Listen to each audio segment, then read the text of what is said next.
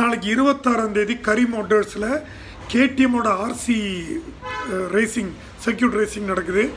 அதுக்கு casserole oil performance பார்ட்னராக அவங்களோட ஜாயின் பண்ணியிருக்கிறாங்க. சும்மா போயெல்லாம் ஜாயின் பண்ண முடியாது.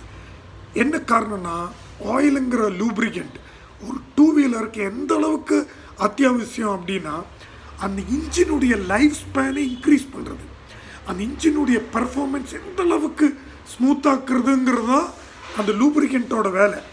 அது கேஸ்ட்ரால் இந்தியாவில் எத்தனையோ வருஷமாக பண்ணிகிட்டு இருக்காங்க.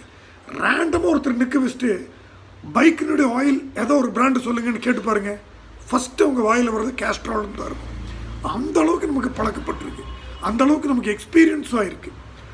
அவங்க இப்போ லேட்டஸ்ட் டெக்னாலஜியில் யூஸ் பண்ணி வண்டியோட பர்ஃபார்மன்ஸை இன்னும் இன்க்ரீஸ் பண்ணி இன்னும் ஸ்மூத் பண்ணி பர்ஃபெக்டாக லூப்ரிகேஷன் பண்ணக்கூடிய ஒரு ஆயில் வேறு பேர் வாங்கியிருக்காங்க.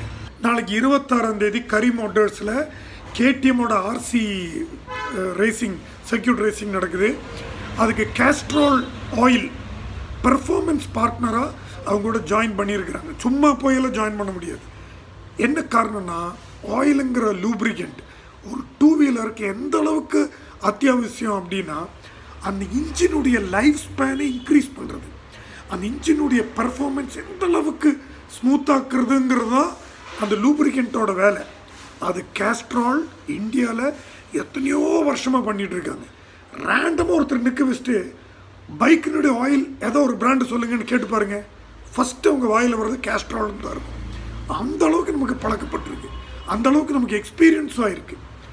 அவங்க இப்போ லேட்டஸ்ட் டெக்னாலஜியில் யூஸ் பண்ணி வண்டியோட பர்ஃபார்மன்ஸை இன்னும் இன்க்ரீஸ் பண்ணி இன்னும் ஸ்மூத் பண்ணி பர்ஃபெக்டாக லூப்ரிகேஷன் பண்ணக்கூடிய ஒரு ஆயில் வேறு பேர் வாங்கியிருக்காங்க.